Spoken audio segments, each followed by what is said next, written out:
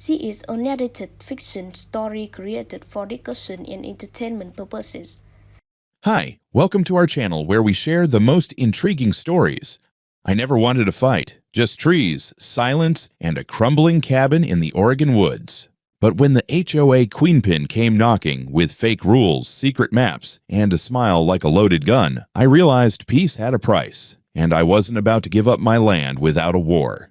I never thought owning a patch of land in the Oregon woods would make me a target. When I bought the 12-acre property just outside Forest Pines 2 years ago, I wasn't chasing some off-the-grid fantasy. I wanted peace, trees, the sound of my boots crunching through fallen pine needles instead of honking horns. The place came with a run-down cabin, a collapsed barn, and a gravel path that could barely pass as a driveway. In other words, perfect. I'd spent the last 2 decades as a forestry engineer and the 10 years before that in the military, so I knew how to work with my hands and didn't mind living with splinters and dirt under my nails. The property was legally outside the HOA boundary of the nearby development, Forest Pines Estates, a shiny parade of beige houses, uniform lawns, and cars that all looked leased at the same dealership. That was just fine with me. They had their world.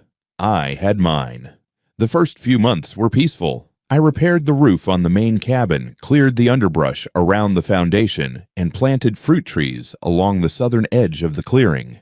Built a small workshop for my tools. Nothing fancy. I installed a small solar array and a backup generator in the shed. When I had time, I fished in the creek running through the property or sat by the fire pit at night and watched the stars. For once, I didn't owe a damn thing to anyone. The first time I met her, I was chopping firewood. She walked right up the gravel path without so much as a hello. Short, in her mid-50s, wearing a windbreaker with her name embroidered on the chest, Karen Barlow, HOA president, it read, like a threat. She held a leather binder and a stainless steel travel mug in one hand as if she were about to give a TED Talk on suburban domination. "You must be the new owner," she said, flashing a smile that didn't reach her eyes. I nodded, keeping my hands on the axe. "I am."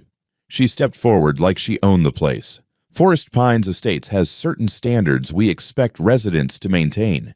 We'll need to talk about your roof color, fence height, and exterior lighting. Oh, and I didn't see your mailbox in the standard design. I let out a short breath through my nose. That's because I'm not in Forest Pines Estates. My property line ends about 50 feet past your main gate. She tilted her head like I was a slow student. That may be what it says on your title, but the community plan includes this area as part of our visual perimeter. We expect cohesion.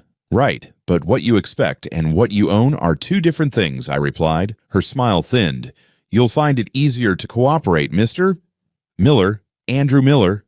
Well, Mr. Miller, I'm sure we'll speak again. She turned and walked off like she hadn't just tried to claim part of my land with her eyebrows. A week later, I got a letter in my mailbox. No stamp, no return address, just typed on Forest Pines HOA letterhead. It listed infractions: exterior structure not approved, visible tool shed, grass over 4 inches tall, improper vehicle storage. It ended with a vague warning about escalating enforcement if corrections weren't made. I laughed, tossed it in the fireplace, and moved on with my day. 2 days later, I noticed movement near the southern property line. 2 men in reflective vests were walking through my woods, one of them carrying a tripod-mounted scanner, the other holding a tablet. I stepped outside with my coffee and called out, "Morning, you guys lost?" The one with the scanner looked up. "We're conducting a boundary survey for Forest Pines. It's HOA business." I walked closer past my workbench and toward the brush line. "You've crossed the property line. This is private land." He glanced at his partner, who shrugged. "We were told the HOA has rights to conduct perimeter mapping for future easements." "Easements? Who told you that?" "Our client, Karen Barlow, of course."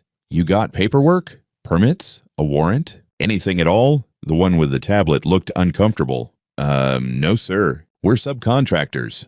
"You're also trespassing." I walked back to my cabin, called the non-emergency line for the county sheriff, and told them I had unauthorized surveyors on my land. They told me a deputy would be out within the hour. I went back outside and leaned on my porch rail with my coffee, watching the 2 men quietly pack up their gear and shuffle back through the trees like raccoons caught in the garbage. When the sheriff's deputy arrived, a tall guy named Monroe I'd spoken to once at the gas station, he took my statement, reviewed my deed copy, and shook his head. They didn't have a warrant or any official order. Just a name and a job slip? Exactly. Well, you're in the right here. I'll log this as trespassing. Let me know if they come back. That night, I stood by the fire pit and watched the flames crackle, my boots in the dirt, a beer in my hand. The quiet was back, but something had shifted. I wasn't just a guy fixing up a cabin anymore. I was a target on someone's checklist, and I had a feeling Karen Barlow wasn't done with me yet. The next morning, I walked the property line with a coffee in hand and a new edge in my step. Where those surveyors had stood yesterday, someone had pounded in small orange stakes, about a dozen of them, marking out a curved path from the tree line all the way toward the creek. They weren't mine. I yanked out every last one and tossed them in a pile next to the woodshed. I figured that would be the end of it, a final message to keep off my land. But HOA logic works differently, like a cult, if the cult was obsessed with lawn uniformity and fascist mailbox placement. That afternoon, I found another note. This one was typed, folded neatly, and slid under a rock on my porch. Dear resident, it began, impersonal and smug. As per ongoing community improvement plans, Forest Pines Estates is preparing infrastructure upgrades that may involve temporary access across your property. You are advised to cease obstruction and coordinate with HOA-appointed representatives. Obstruction. My land. Now an obstruction. I rate it twice just to be sure I wasn't hallucinating. Apparently, defending private property now counted as impeding community progress. So I took the note, walked into town, and paid a visit to the county registrar's office. The woman behind the counter looked like she'd been working there since the Nixon administration, but she was friendly enough and handed over a folder of official maps and parcel records after 10 minutes of searching. Clear as daylight. My land was outside the HOA boundary. No overlaps, no shared easements, no annexation. It had its own parcel number and survey history dating back to the 1960s. I made copies of everything. Later that week, a friend of mine, Tommy, a local contractor, came by to help me install 2 high-definition security cameras on the property. We mounted one at the front gate and another watching the lower field near the creek, where the surveyors had shown up. I figured if anyone came back, I'd have them on tape before they could touch a pine needle. Tommy squinted toward the road as he tightened the last bolt. You know they're going to keep coming, right? These HOA types, they get drunk off their own rulebooks. I chuckled. Let 'em come. I've got paperwork, I've got video, and I've got a healthy dislike of trespassers. Over the next few days, things got weirder. A neighbor from down the hill, Greg, I think his name was, stopped by. Clean-shaven, shiny belt buckle, polite in that practiced way that always made me suspicious. Hey there, he said with a little wave. Hope I'm not interrupting. Just figured I'd come say hi. I nodded, wiping sawdust from my jeans. You're good. What's up? Well, he said slowly, some of the folks in the estates are a little, concerned. There's talk going around that you're being, non-cooperative. I raised an eyebrow. Uncooperative with what? Karen's vision for a fire lane extension, he said, like he was explaining it to a child. It's for community safety. Right now, emergency access is limited. The plan would cut across the south end of your property just temporarily until the new gate goes in. There's not going to be any new gate, because this isn't their land. Greg scratched his neck. Technically, sure, but it's adjacent. That means you're part of the visual continuity zone. I stared at him. That a real term, or did she just invent it at brunch? He shrugged. Look, man, I'm just passing on the sentiment. Nobody wants drama. Karen's got connections at city planning. She can make things hard. I smiled politely and pointed at the camera. She already is. Greg left with a half-hearted wave. I watched his car disappear around the curve, then went back to work. That night, I reviewed the security footage.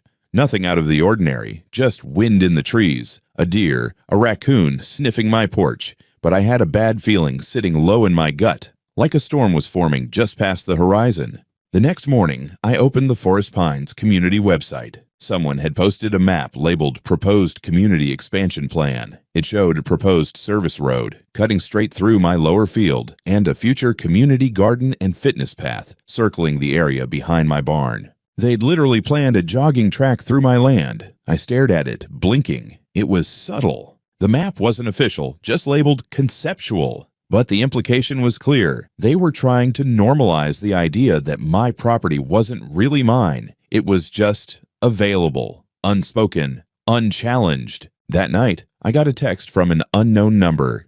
You should stop being difficult. This land was supposed to be community access years ago. You're holding everyone back. No name, no threat, exactly. Just pressure, like hands around your throat that weren't quite squeezing yet. The next day, I drove into town again. This time, I walked into the office of Jill Perkins, a sharp-eyed property attorney I'd met through a buddy. I handed her the HOA letter, the maps, the screenshots, and the printout from the registrar's office. She didn't say much, just nodded as she flipped through the pages, occasionally tapping the table with her pen.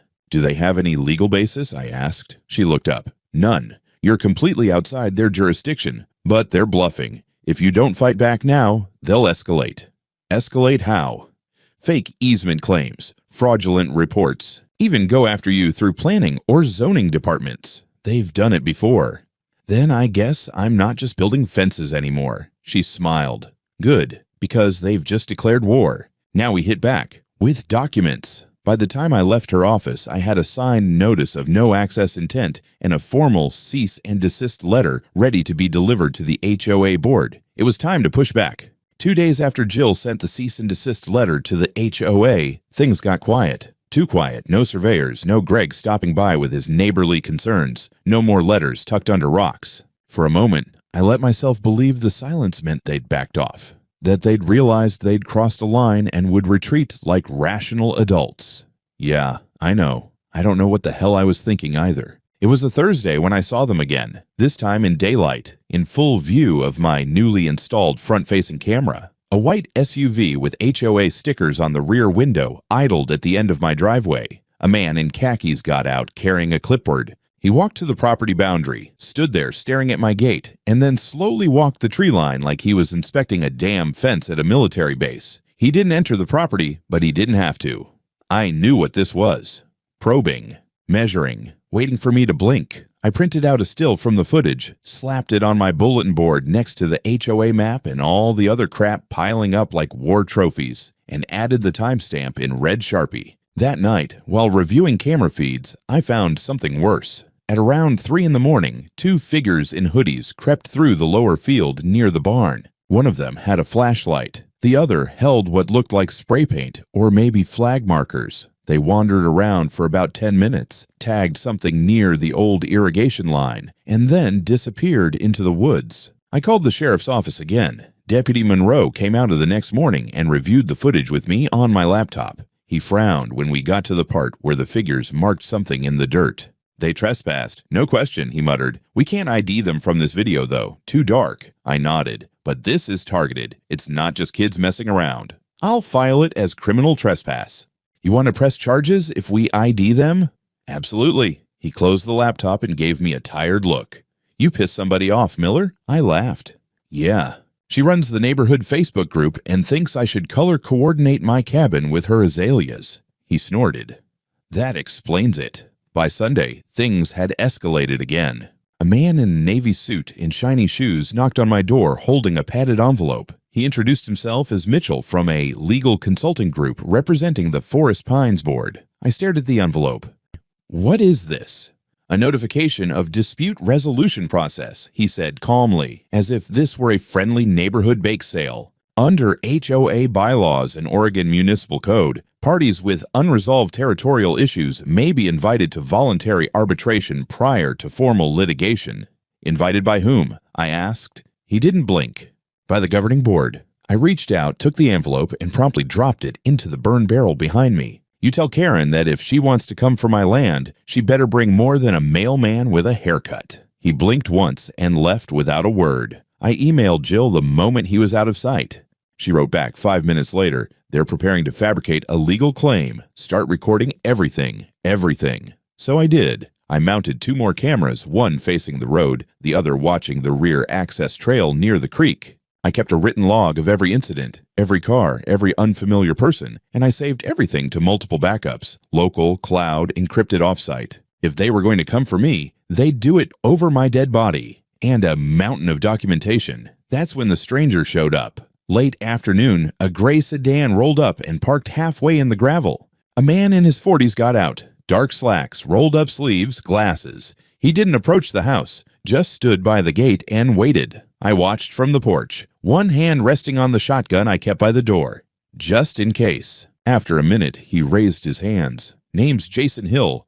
I'm a board member on the HOA. That got my attention. I stepped down from the porch, but stayed on my side of the gate. Let me guess. Karen sent you to charm me into compliance? He shook his head. Number I came on my own. I saw the letter your attorney sent. I also saw the footage you posted of the survey crew and the trespassers.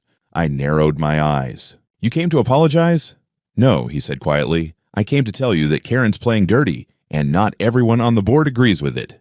That shut me up for a second. He continued. She's been pushing this idea of a community corridor through your land for over a year. Says it's necessary for emergency response access, community cohesion, blah, blah, blah. Truth is, it's about her husband's development contract. If she can claim your property's part of a shared use zone, he gets to extend infrastructure and collect a fat check from the city for the privilege. I stared at him. Why are you telling me this? He hesitated. Because I didn't sign up for this kind of HOA. I signed up to help manage landscaping disputes and noise complaints. Not this. I'm giving you a heads up. I didn't trust him, but I wasn't stupid either. What's your angle? I asked. He pulled a folded piece of paper from his jacket. Map overlay. Internal use only. This is what they've been planning since last summer. Karen called it Phase 2. I took the paper and unfolded it. My property was shaded in faint pink, labeled Community Future Access Overlay Zone. No legal foundation, just implication. Jason cleared his throat. You didn't get it from me.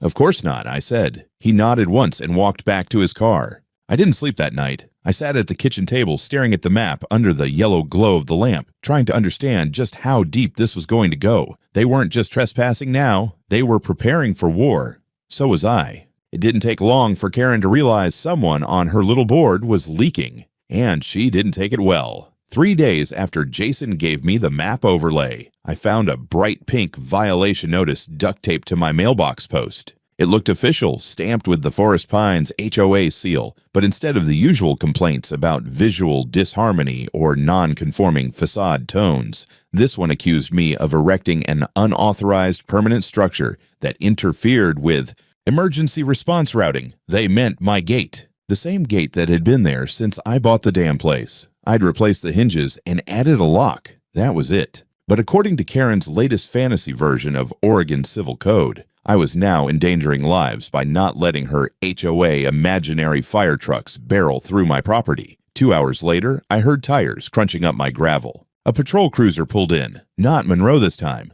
Another deputy, a younger guy, looked fresh out of training. He stepped out of the car like he expected me to start throwing rocks. You Andrew Miller? He asked, hand resting on his belt. I nodded. What's this about? Received a call about potential obstruction of a designated fire corridor. I stared at him. You're kidding. No, sir. The caller said there was a locked gate blocking emergency access for the Forest Pines estates. That gate is on my property. Forest Pines has no legal claim here. I've got the deed. I've got maps. I've got a cease and desist letter on file. You want paperwork? He paused. You mind showing it? I went inside, came back with a folder, handed it over. He flipped through the pages, frowning. Yeah, this looks clear. I'm not seeing anything that gives them right of access. Nope. He handed it back and nodded slowly. Mind if I make a note of your security system too? Just to confirm you're monitoring the perimeter. Go ahead. He scribbled a few things, then looked up.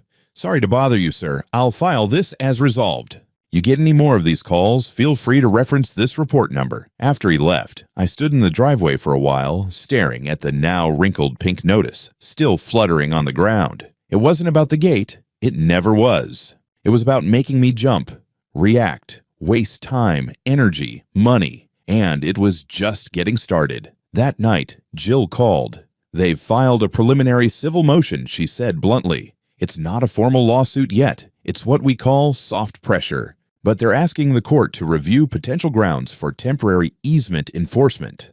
In English, they're trying to get the judge to green-light a limited-use right-of-way across your land. Once they get a toe in, they'll push for more. It's like letting a raccoon into your attic.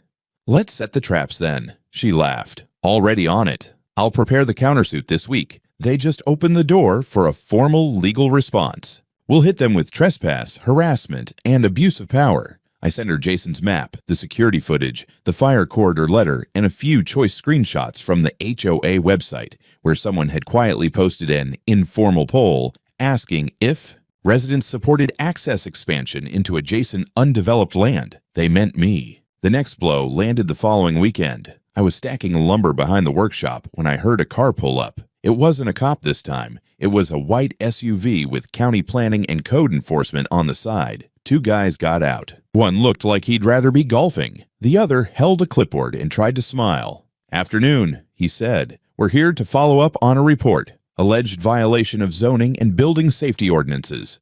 "From who?" He shrugged. "Anonymous tip. We're required to investigate." He asked about the generator, my workshop structure, even my compost bin. I walked them through it all, showed permits where I had them, clarified zoning details, and politely corrected their assumptions. When they got to the fire safety issue, I handed them a copy of the same county map from the registrar's office. "You see any fire corridor here?" I asked. They both shook their heads. "We'll close the report," the clipboard guy said. "Everything looks compliant. Sorry for the trouble." I was getting used to that phrase, "sorry for the trouble," usually said by people who didn't cause the trouble but were now neck-deep in it because Karen Barlow had a vendetta and a printer. As they drove off, I noticed something new: spray paint. Bright orange lines near my creek, shaped like a square. I hadn't seen them before. That night, I checked the camera logs. Sure enough, two kids, teenagers, had wandered onto my property just before midnight 2 nights earlier, carrying paint cans. No masks, faces clear as day. They walked right up to the waterline, spray-painted the ground, then posed for a selfie. And guess what shirt one of them was wearing? Forest Pines Swim Team. I smiled, paused the footage, and sent it straight to Jill. 2 days later, Monroe came out again. He'd gotten the same footage, along with a printed copy of the HOA social post, encouraging youth community involvement in property identification initiatives. Subtle but damning. He looked tired. "You're building a case here, Miller." "Not just building," I said. "I'm reinforcing it." Before he left, I walked him back to the gate, and he hesitated. "You know they're not going to stop, right? Even when the law's on your side. This isn't about logic. It's about power." I nodded. "Then it's a good thing I don't scare easy." That night, someone egged my house. After the egging, I didn't even bother calling the sheriff. What would I say? Someone scrambled breakfast on my siding. No cameras had caught it. Whoever did it stayed out of the frame. Either that, or they knew where the blind spots were. But I cleaned it off, logged the incident in my ever-growing file, and kept building. Then, like clockwork, came the official summons. Forest Pines HOA, through their lawyers, had filed a civil complaint against me. Obstruction of emergency access, refusal to cooperate with community infrastructure, and denial of public safety improvements. The icing on the insanity cake.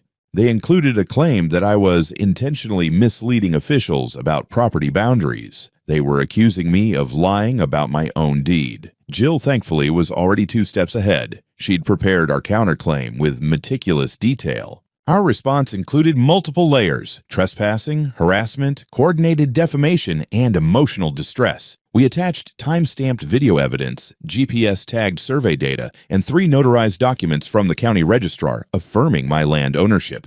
And the cherry on top, Jason. He'd sent us internal HOA communications. Not all of them, but enough. Meeting transcripts, proposal drafts, and emails. In one thread, Karen had written to another board member, "If we can just prove habitual access to the Miller parcel, it's only a matter of time before the county recognizes implied easement." It worked in Oak Ridge. I'd underlined that line twice. At the preliminary hearing, Karen showed up with a legal team that looked like they were hired for a pharmaceutical class action. She wore a navy suit, carried a clipboard, and smiled like she was headed to a church fundraiser. I wore my boots. Judge Lanning was mid-50s, sharp, and didn't seem interested in bullshit. He listened carefully as their side made their pitch, that the HOA's request was minimal, that I was in conflict with broader safety measures, and that the community consensus supported access across my field. Jill didn't flinch. She stood, crisp blazer, voice calm. Your Honor, the HOA is not merely asking for access. They've attempted to fabricate a right that does not exist. They've entered my client's land without permission multiple times under false pretenses. They've vandalized, surveilled, and harassed. And now they are seeking to use their own misconduct as justification for further violation. She dropped the HOA's own map on the stand, the one Jason had provided. The pink-shaded future access overlay zone glared up from the page like a smoking gun. The judge frowned. Was this part of any county-approved plan? No, Your Honor, Jill said.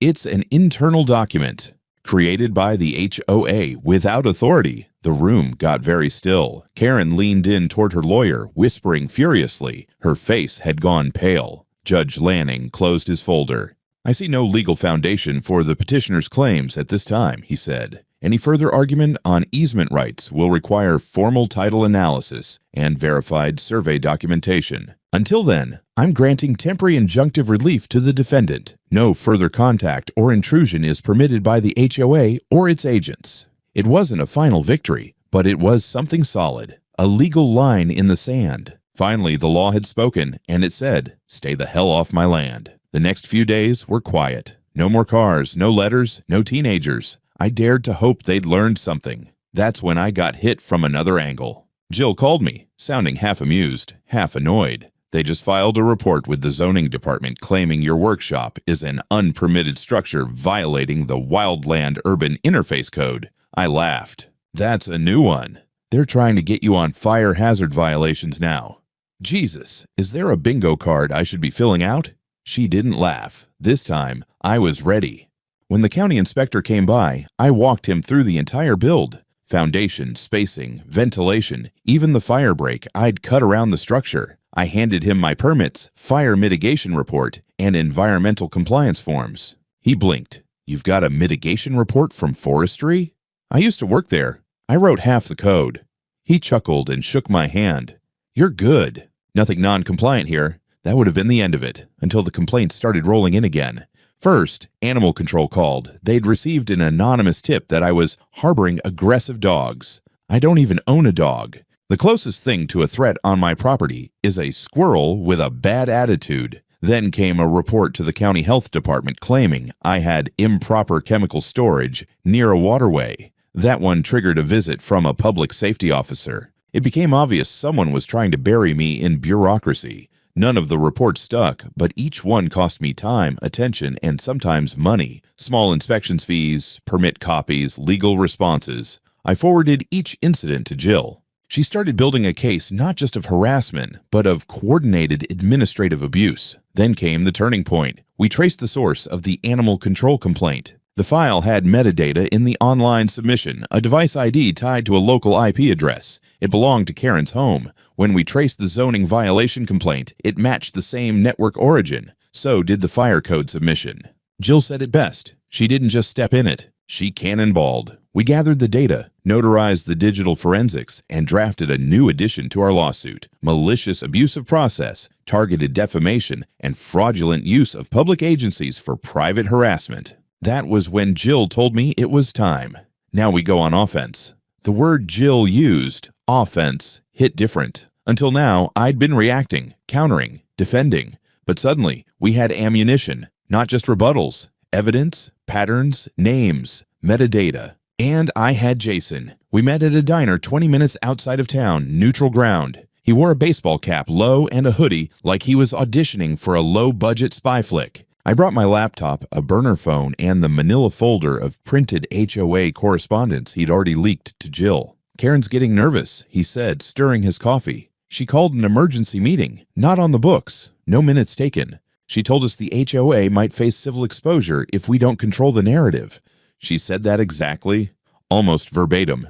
I slid him a flash drive. That's everything so far. Complaints, call logs, zoning reports. All traceable back to her house. He winced. This is going to be a mess. She wanted a war. Now she gets one. Jason leaned in.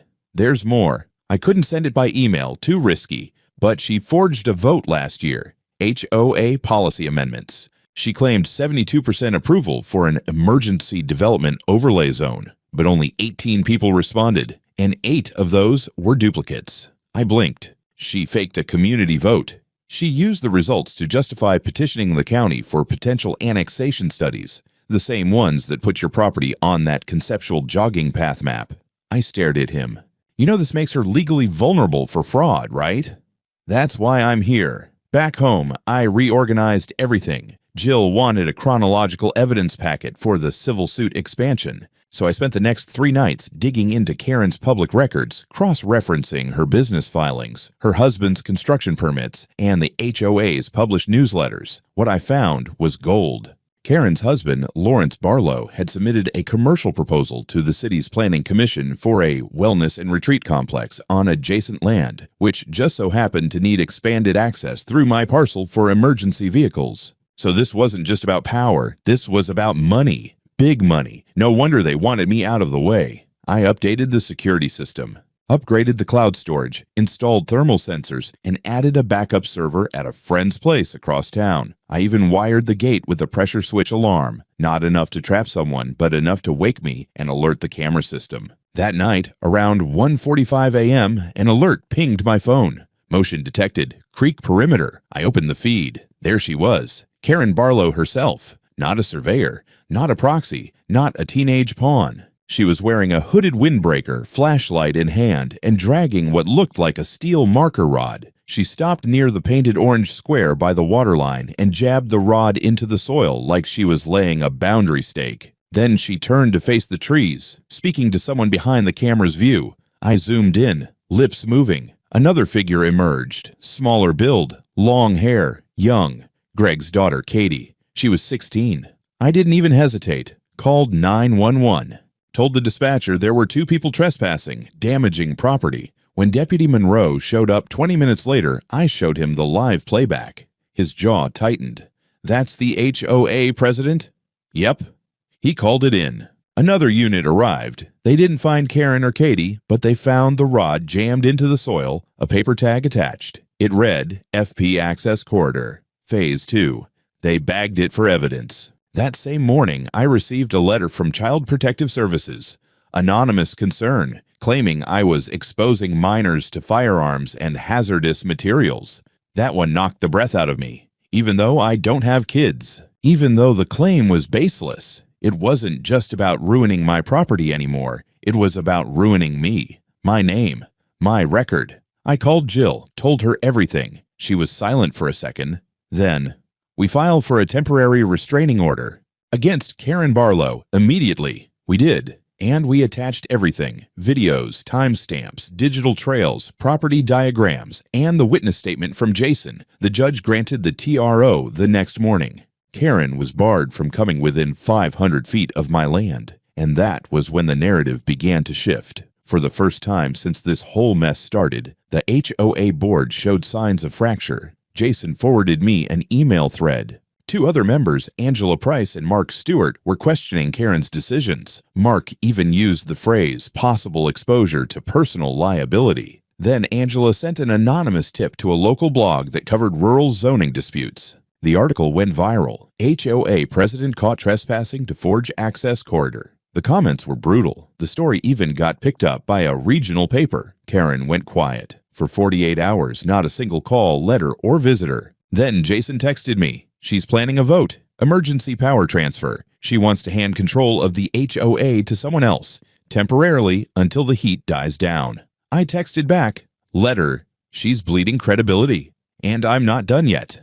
The board meeting was scheduled for a Thursday evening in the Forest Pines Clubhouse, an offensively symmetrical building with faux columns, pine-scented air fresheners, and more surveillance cameras than a Vegas casino. Residents were encouraged to attend to discuss an urgent leadership transition, which was HOA speak for Karen's melting throne. I wouldn't have gone. I didn't belong to the HOA. But I'd been subpoenaed as a witness after Jill filed a formal complaint to the county about Karen's abuse of administrative power. So, there I was, boots polished and legal folder in hand, walking into a room full of uncomfortable stares and free Costco cookies. Karen wasn't at the head of the room. Instead, her chair sat empty. Jason stood awkwardly in her place, flipping through papers, sweat gathering at his collar. He nodded when he saw me, but didn't smile. Angela and Mark sat to his left. Neither of them looked thrilled to be there. A few residents were whispering in the back, glancing over at me.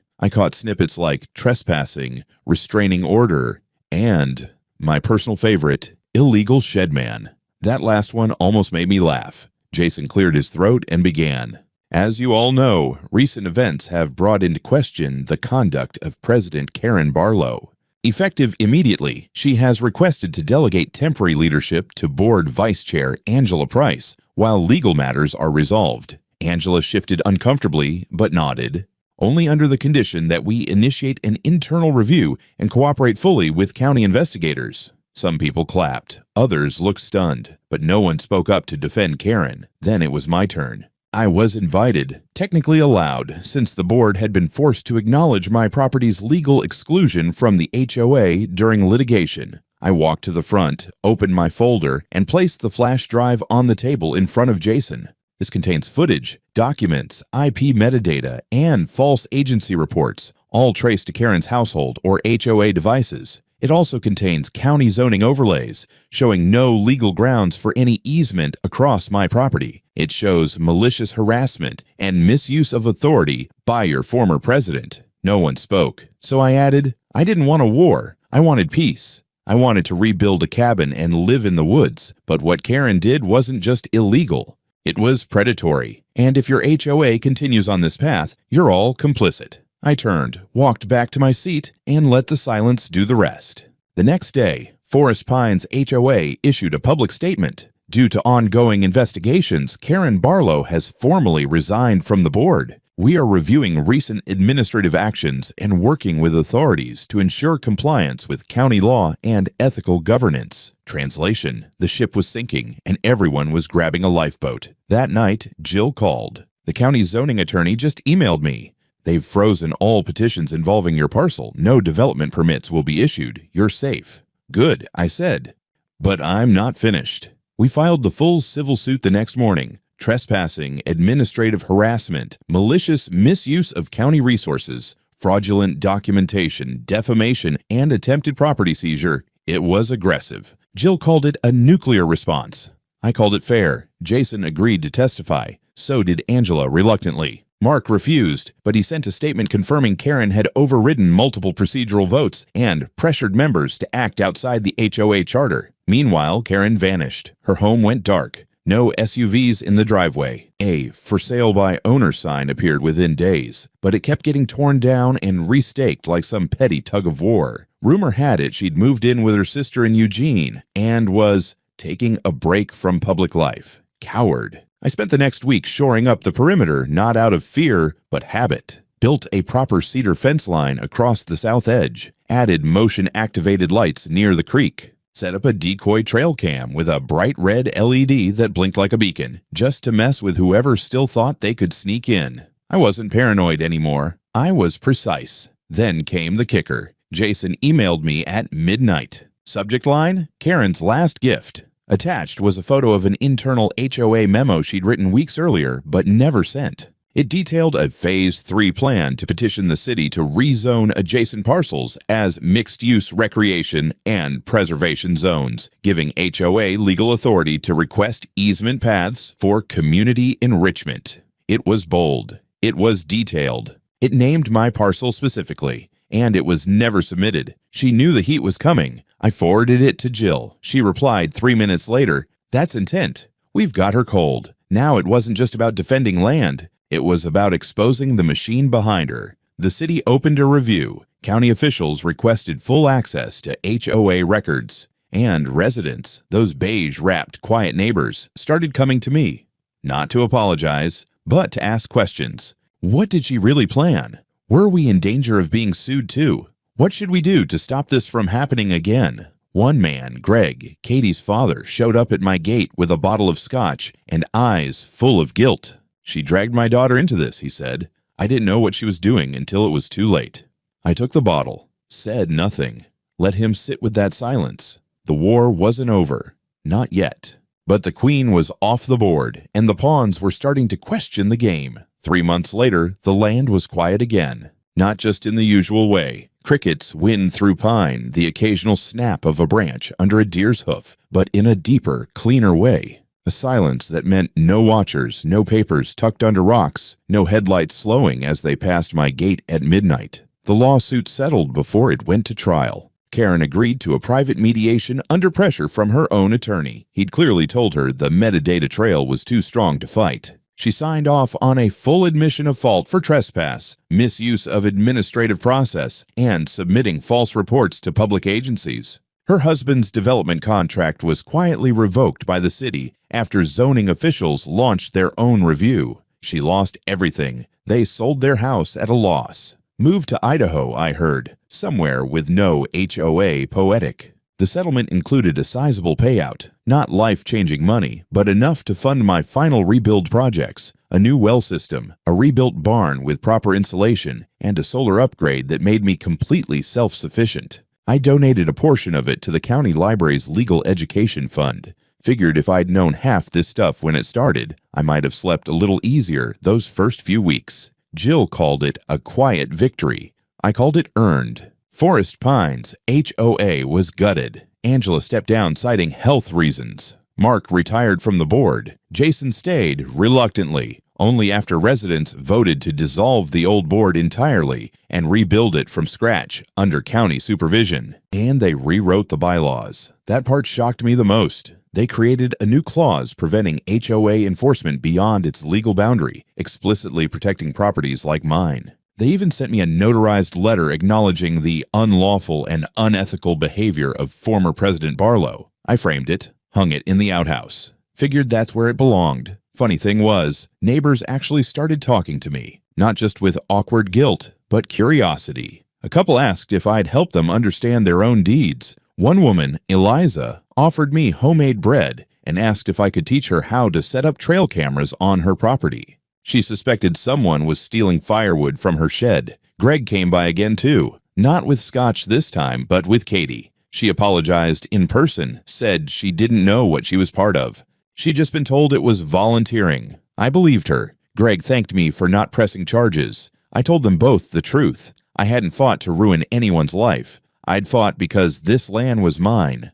Because peace should never require submission. Because being the quiet guy at the edge of the woods doesn't mean you're a pushover. A month after the dust settled, I built something new. Not a gate, not a fence, a bench. Just a simple bench facing the creek. I sit there sometimes with my coffee, watching the light shift through the trees, thinking about how close I came to losing it. Not the land, but the sanity, the stillness, the soul of the place. And sometimes I smile, because I know that somewhere out there, Karen is sitting in a prefabricated ranch-style home with no jurisdiction, no clipboard, no power, and I'm still here, rooted, free, unbroken.